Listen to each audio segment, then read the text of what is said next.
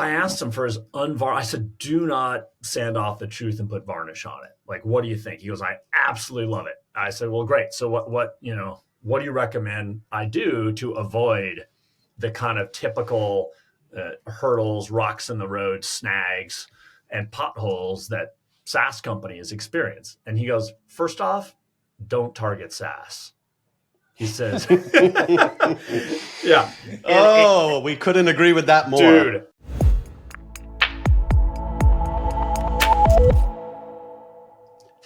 Welcome back to another episode of the Revenue Reimagined podcast, where we have with us today Jesse Stein, who has founded, operated, and sold multiple technology ventures. He's currently the founder and CEO of Hermetic AI. And before that, started sportsmemorabilia.com. My kid would love that, by the way, growing it from a mere domain into the world's largest autograph store and a top 500 internet retailer. That was sold to a small little company you might have heard of called Fanatics. And before that, he started and ran a D2C consumer, that made sense, Adam, online skincare brand, generating a mere $48 million in revenue in 2 years. Prior to that, Jesse worked and lived in Tokyo for 6 years. Definitely want to dig into that for a little bit. But Jesse, thanks for joining us, man. Glad to have you here. My pleasure, guys. Thanks for joining. So I'm going to take it in a bit of a different direction than we originally talked. What brought you from like sports memorabilia, skincare into SaaS? Like why'd you come into the SaaS space? It was less about the fact that SaaS is fashionable and more that I saw an opportunity and thought that the best and highest way to explore that opportunity was through a subscription business that people call SaaS now. Super interesting. And so to get it back on topic on what we're going to talk about, which is digital marketing, hacks, that kind of stuff. Tell us a little bit about what you've learned in the sports, in the memorabilia world that now you're bringing into the SaaS world, because there's probably a lot of parallels as you're trying to build this new motion. Yeah, probably the biggest couple big learnings there. First off, cultivate your potential acquirers years in advance. And so Michael Rubin, who ended up acquiring us with Fanatics, we had cultivated that relationship directly and indirectly for like 3 years. And like I acquired the domain name sportsmemorabilia.com in 2006. And way back. I was going to say that had to be way early because you're not getting that domain anytime. There's been more than a few domains you've bought and sold. We'll talk about that later too. Yeah. It was not it was not. You were early on that game. I was early in the game, but I mean, all the domains pretty much got snatched up in the late 80s and early 90s. So these domains were aftermarket, and I ended up spending about $1 million on domain names in 06, 07. This was like hobbies.com, boating.com, yachting.com. I was like obsessed with kind of like the landholders of the internet. And I was obsessed with these kind of like category defining 1-word and 2-word domains that have no synonym. And so it's kind of like beachfront real estate. And then the idea is to develop out that real estate. And nothing worked out. I mean, biking.com, boating.com, yachting.com, I learned some valuable lessons, which is like focus. Like it's really like I found myself, we opened up a biking store because we found out that, like in order to get, the various suppliers of bike derailleurs and frames and so forth, you had to have a physical store. So there's always, when you zoom into each of these categories, you realize how complicated. So one big lesson from Sportsmem, which was the original question, is focus. And like you guys are really smart. I'm certainly less smart, but smart people tend to be curious. And what I've noticed is curious people tend to lurch toward the shiny and the new. And that is dangerous. And it's extremely distracting. And I've noticed it is inversely correlated, at least in my experience and the experience of the people who I consider very successful over time as entrepreneurs, to lurch toward the shiny and the new, and to constantly reach down and pick up. Yeah, exactly. All of us are the same. I talk all the time. I'm trying to be better, but I definitely am one who suffered from shiny object syndrome. 100%. Or what I call BBD, and your son with the shoes. Bigger, better deal. Oh no. Zachary with the shoes. Yeah. Yeah. I mean, that's a whole different story. So yeah, that resonates a lot. Totally. And it's fun because it's new, but it's extremely distracting. And what I've noticed is like you'll start off on the yellow brick road on your way to Oz, and then it's very easy to get distracted by the Tin Man and the lion and the scarecrow and the monkeys in the trees, and then you end up in Munchkin Land instead of Oz. And so with SportsMem and these other domains, for example, boating.com ended up opening up a branch in Norfolk, Virginia, which is where our biggest competitor was, and we scaled that. And I was just all things to all people and nothing to nobody. And so the moment we focused on SportsMem, and I had these two incredible co-founders, Mike and Stefan, and it's always, it sounds really cheesy, but it's always a team. And so what we learned is just the power of focus. And the moment we focused, we were pretty unstoppable. And so so focus, and then cultivating potential acquirers, potential partners, investors way in advance. And so they have the most important thing of all, which is trust and comfort. And so like the year I acquired SportsMem, I actually went up to Steiner Sports and met with Brandon Steiner. It was like the first meeting I took.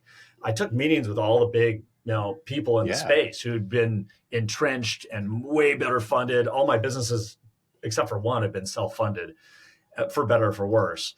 And so met these people, started doing business with them, became Steiner's biggest customer actually, and then Mounted Memories. And then these people ended up in Michael Rubin's ecosystem over time. And it was kind of like all roads led to us. And they had great things to say about us. And so it really greased the skids. And by the time I met with Michael Rubin, he was like, this is a great idea. Let's do this. Everyone loves it. So that was another lesson for sure. Like was to build trust way in advance. It's like definitely a digging your well before you're thirsty type of activity. But doing that in advance, I cannot tell you the benefits. And then the third one was like find an acquisition channel where you experience unusually low CAC for an extended period of time. It's like a diabolical acquisition shortcut, except it's sustainable. And so in that case, it was SEO. And then I we collectively developed a number of hacks for media buying as well. And then the use of CRO, or conversion rate optimization. Cannot tell you, like, as digital marketer, how that is by far the lowest cost, easiest way to drive incremental visitors, conversions, cash flow, that by the way, very few of your competitors will ever do. Like, everyone talks about Optimizely and Visual Website Optimizer and these other, and Google Optimize and these other conversion rate optimization tools. Very few people use them consistently, aggressively. So like those are, I don't know, 4 or 5 things that we learned from SportsMem. So I find you said a couple things that I find fascinating. As much as I'd love to dive into like domains and that game, and you said that it's a team effort, and you talked about founders. And I know when we're talking to founders of SaaS companies, and even just ourselves, to be honest, I believe that co-founder or co-founders is absolutely critical. I struggled with the idea of going out on my own. I struggled with the idea of then doing it with anyone. Dale convinced me like the power of 2 or 3 is more, but co-founder is like a marriage, right? Like it's not as simple as, hey, we have an argument. I'm going to go, take my toys, my customers, and go cry in my sandbox and, screw you. Like you got to figure it out. And that's hard. And you have to be able to have difficult conversations, but you also have to have people that you deeply trust, that deeply add value to the product or service or company that you're trying to build. In my belief, that is a different skill set than you in a lot of areas. But for the founders listening who either, are founders right now, either technical or sales, and don't have the other founder, or for, folks listening who want to become founders, how do you find that great co-founder? What do you look for? How do you know, hey, this is the person I want to get married to? Wow. Yeah, yeah. I don't have that could take the rest of the show. I have been, I don't have, that's a great, and we can have a discussion together about this. So I've been working with co-founders for 25 years as a tech entrepreneur, different co-founders. And I definitely believe that, like, I agree with you, having people to work alongside is just adds rocket fuel to the business plan, but is also more fun, especially. Certainly complementary skills, obviously, like, is super important. But then, like, for me, at least, just because you're going to spend so much time with the person to really enjoy their company. And then a sense of humor together is critical. Like, I'm not a big fan of people who are, especially if you're going to spend hours a day with people who are very literal minded, or just like can't take a joke or can't laugh at themselves or can't poke fun. Like you guys joked before this podcast of, like, making fun of each other, good natured zingers Always. and gotchas and so forth. And I think that's all super, super important. And then, like, I think, like, for example, I have two co-founders with my current venture, Brandon, and then Benza. Benza's in Hungary, and he's our technical co-founder. And they're just like a joy to work with. And we complement, there's like stuff that they do that I can't possibly do, and hopefully vice versa. And we really enjoy working with one another. And then I guess the other thing is just to be quick to forgive and apologize. If I'm having an off day or I'm irritable. That one's hard. For me, that snap. one, and Dale will tell you, like, that one's hard for me. Yeah, I think we all have off days. I think the challenge becomes, how do you not take some things personal? How do you not take some things like, and I think it's even harder now because we have this insatiable need to be connected at all times. So it could be a Slack message, could be a text message, and we don't get on the phone and, like, really contextually, like, ground the conversation and what we need to accomplish. And I think a lot of times that leads into other pieces, and then we get busy and you have clients and all sorts of other things. I'm curious, Jesse, how, like, why did you pick what you picked to build? Like, for your platform, it's starting to get starting to be a super crowded space. Yeah. And we'll circle back into the digital hacks on what your thoughts are around that. Yeah. But why pick this space? Yeah. So all the stuff that I've been lucky to do pretty much comes from a frustration that I had in my career or in my life, where I saw that there was just an opportunity. And then many of them are harebrained schemes and never actually work out in the real world. And then from time to time I get lucky. And this one was, so we developed an AI called, the name of the company is Hermetic AI. We developed an AI called Mia, M-I-A. It's a little nod to Miami, which is where I am. I love it. And Mia, what I noticed is that it's really hard to engage with leads that come in through your website. Like, when someone submits a web form on your site, it's really hard 24/7 to get there first before competitors and engage in a personalized fashion. And then to, like, follow that lead through the kind of the buyer journey, and then to stay in touch with the lead, to nurture the lead when it disappears into thin air.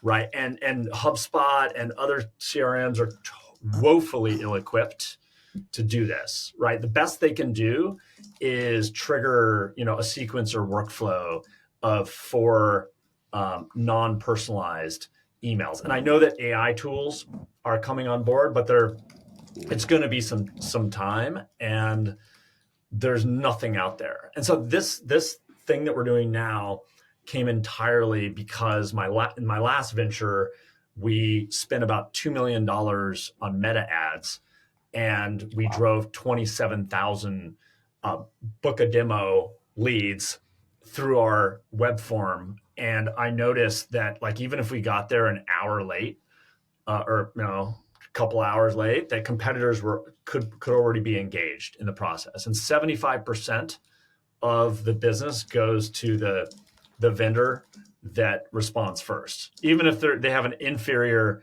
product offering. And then even worse was speed to lead, and then no lead left behind is the bottom line. And like, once the lead gets to be months old, and if they're closed won or closed lost, like, to keep in touch with that lead in a personalized fashion is really, really difficult. And so that's where that came from. And then I had this amazing conversation with Godard, who's actually a couple of conversations with Godard Abel, who's the founder and CEO of G2. And I showed him, like, this is a couple of weeks ago. I showed him Mia and what we got, and I asked him for his advice. He's built I think they're up to $113 million in ARR, right? And it's a small little amount of money. Small little amount of money, right? And Godard's awesome. He's got a great personality. He's a very kind person.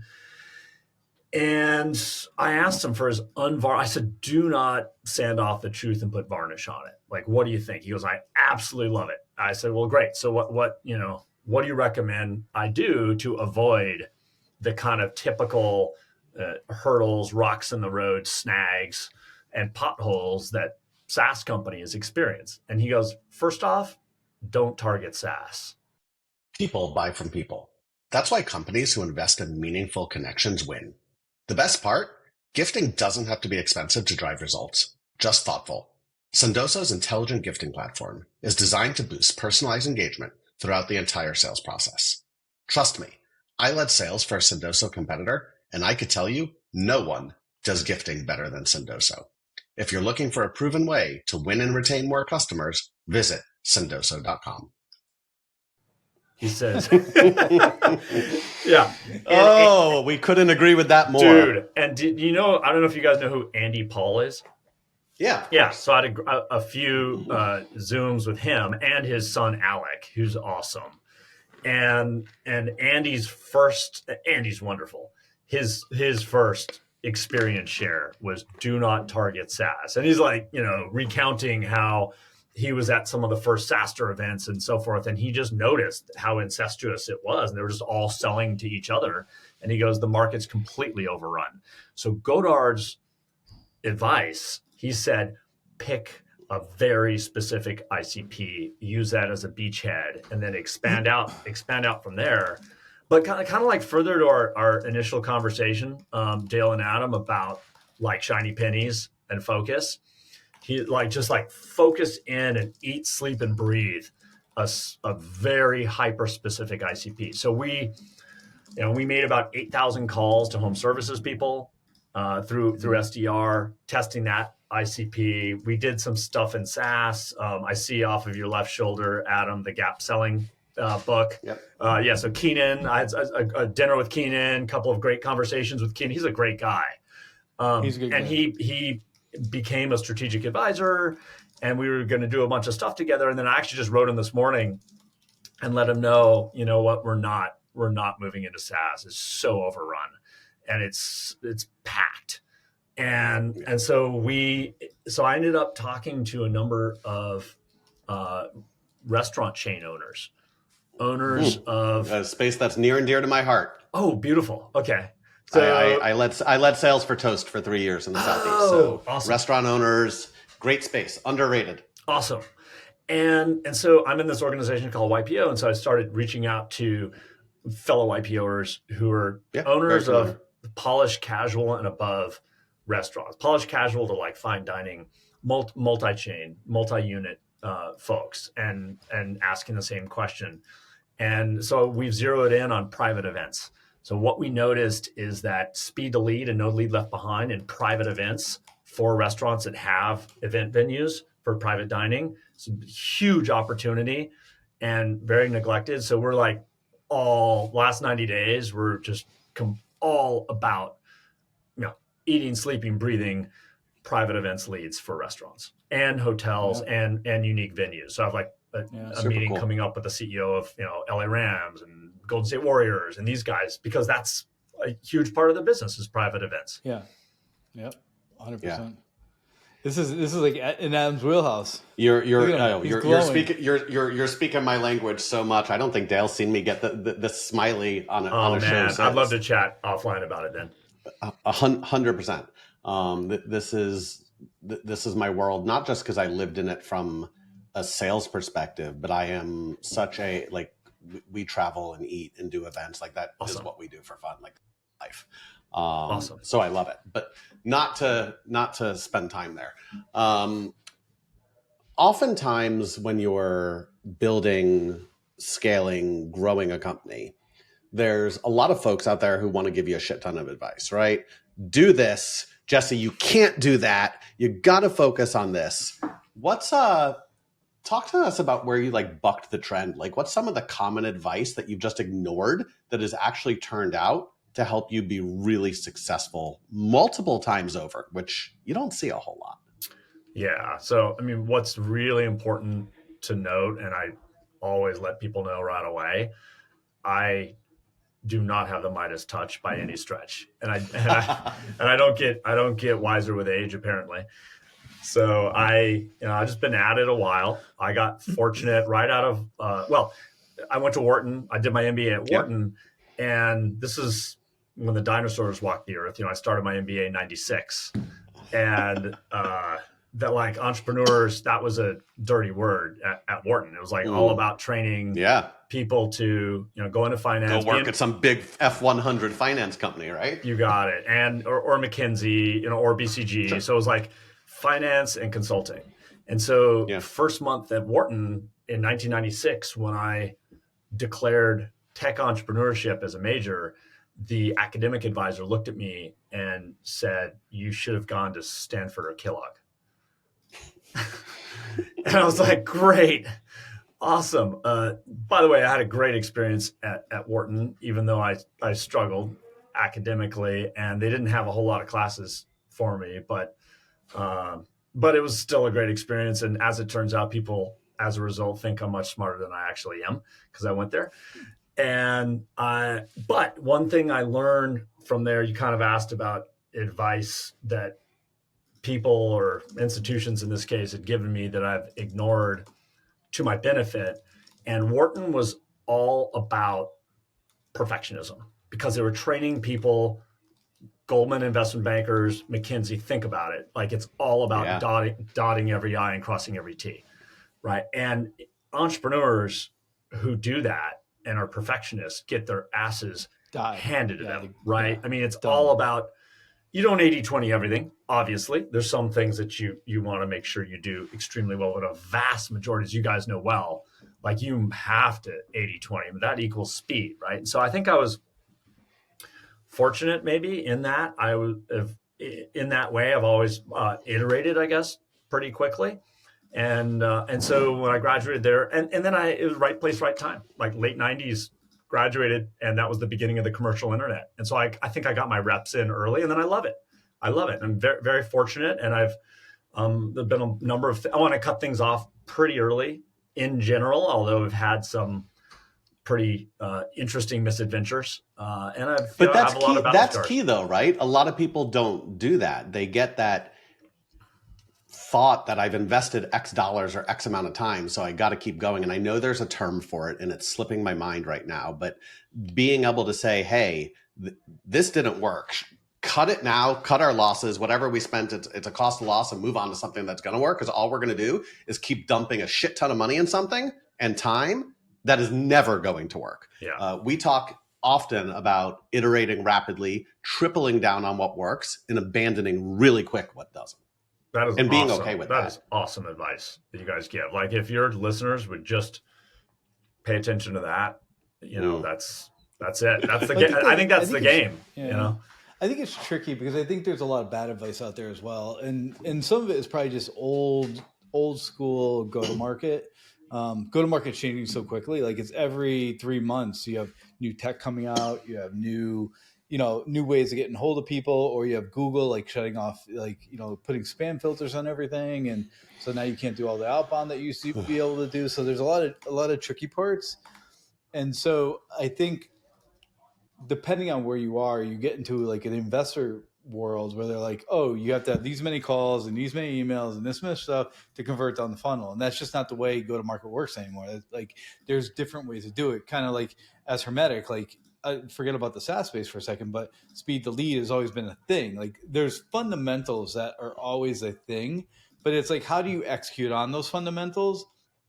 And the things that are working, you do more of, and the things that you test and taste, and then the things that don't taste very well, you don't keep them in the stack. But I think the other thing, one of the things I learned early on when I went to go get my MBA was when you have your MBA. Yeah, once in a while. Unbelievable.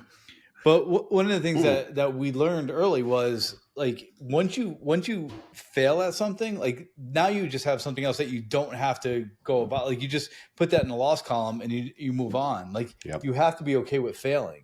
And if you don't fail often, like you're not going far enough, you're not testing the limits far enough, and you're just gonna, like, if you don't try to put yourself out of business every day, like someone else is gonna put you out of business.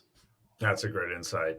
Yeah, you have to have to your point, just picking up on what you're saying, you definitely have to have a stomach for risk and not take the failures personally. And then be pretty, I try to be pretty self-aware. Like I've got multiple sources, like you can't see yourself swing. And so like you have to, I think on a regular basis, consult with people who've been there, done that, who aren't yes people. And then I think will tell you the truth. Like they tell you totally. The honest, transparent, goddamn truth. Because a lot of people just want to hear what's happened. Like, yes, you're right. Yes, the product. Like we just got off we're on a customer advisory board, and we just got off a call before this and the CEO of the company was like, I want to know the real reason why the product sucks or it doesn't work. Like, I don't want to hear all the good stuff about the product. Makes sense. Yeah, that's and I see that there are, and I'm definitely a work in progress. So I'm not saying I've achieved, any like endpoint, but definitely something that's been valuable to me is consistently consulting people who've done, like Godard. That was a great example. Like got on with him twice. He's been very generous with his time. And then a guy who's really has a lot of battle scars over 10 years building G2 and has done phenomenal with it, but really helping me there. And then also just like work that, I do certain meditations, let's just say, for 15 years now that have been extremely helpful in terms of calling me on my own BS. And because ego, as you guys ego and pride and shadow and all that stuff. No, not at all. Yeah. Dale's like, Adam, you have the biggest ego in the room. I was thinking I'm going to change that "Tell Me More" sign behind you to something else when I see you next week. I don't think you want the house. I don't think it's ego. My Achilles heel is I take shit personally. And talk about like forgive and assume positive intent, and like a message will come across and I will immediately, it happened this morning. I immediately am like, and I don't say it, but like Dale knows me well enough now. Like people genuinely can't believe it's only been 18 months. And he's like, you're taking this as me attacking you. And I'm not, I'm just asking a damn question. Mm-hmm. And I'm like, dude, like, what do you want me to do differently? I did what I could. This isn't my fault. Like, leave me the fuck alone. And it is partly ego, right? Because it's like, I'm trying to do the best I can and I'm doing this. That's hard for people. So I think that's really good advice of you have to put that aside. You have to be willing to admit that you're wrong, and you have to be willing to let others challenge you, especially co-founder, right? Like, the reason you pick a co-founder is to challenge you to think differently, to look at differently, and to, for lack of better terms, check yourself, which is probably the wrong verbiage to use. But it's important. Best idea wins. And I love being wrong. It's great. I love it when it happens all the time. As, you know, when one of my co-founders or someone else I'm working with just has a better idea. That's great.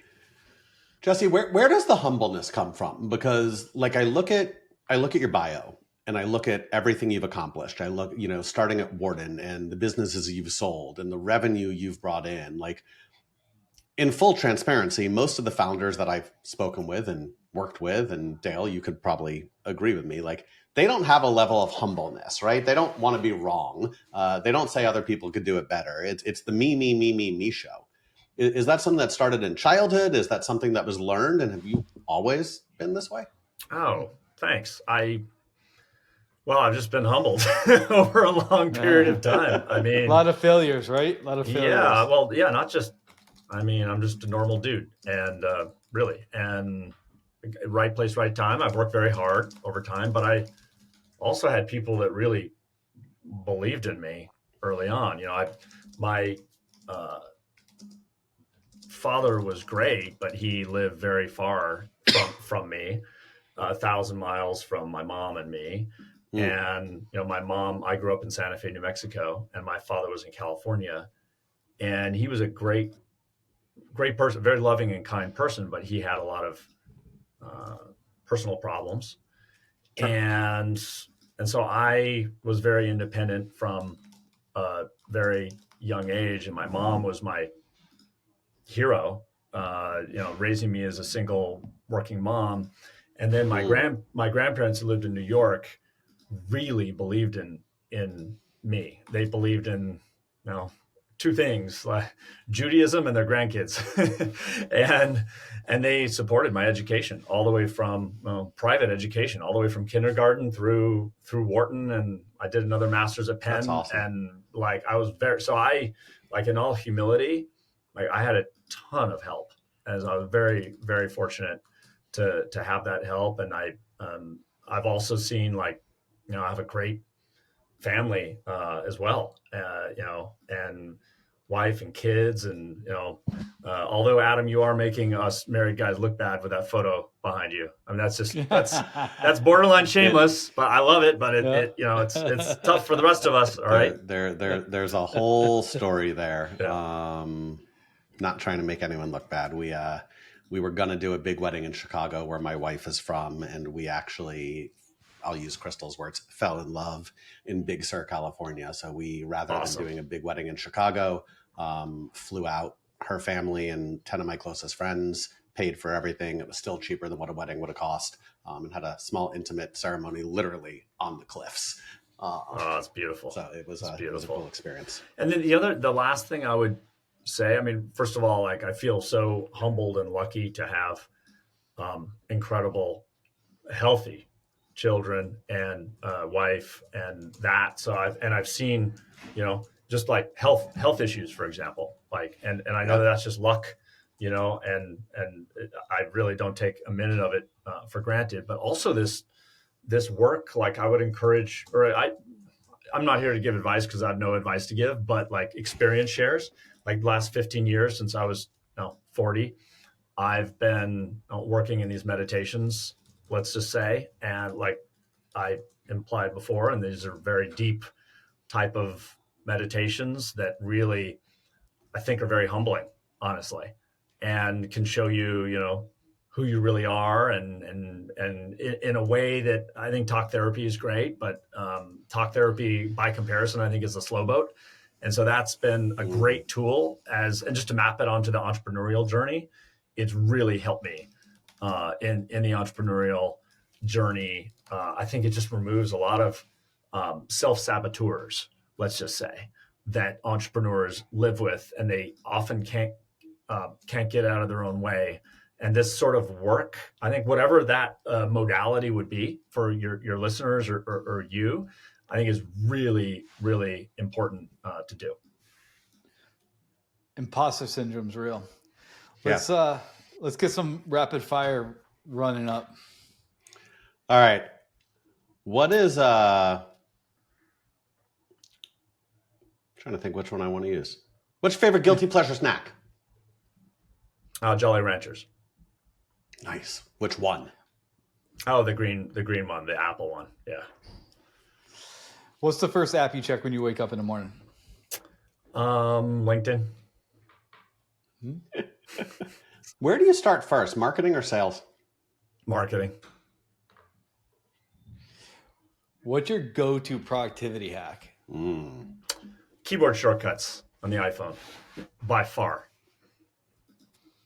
Interesting. I'm with you on that. Early bird or night owl? Early bird. Last one as we wrap this up. Dream vacation destination.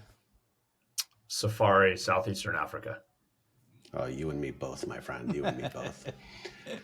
Jesse, thank you so much for joining, for sharing all of that great information. Where can people connect with you, and where could people learn more about Hermetic? On LinkedIn. Yeah, just go to my. Imagine that. Yeah, imagine that. We will drop that in the show notes. Thank you so much for joining. We appreciate it, man. Thank you both. Thank you.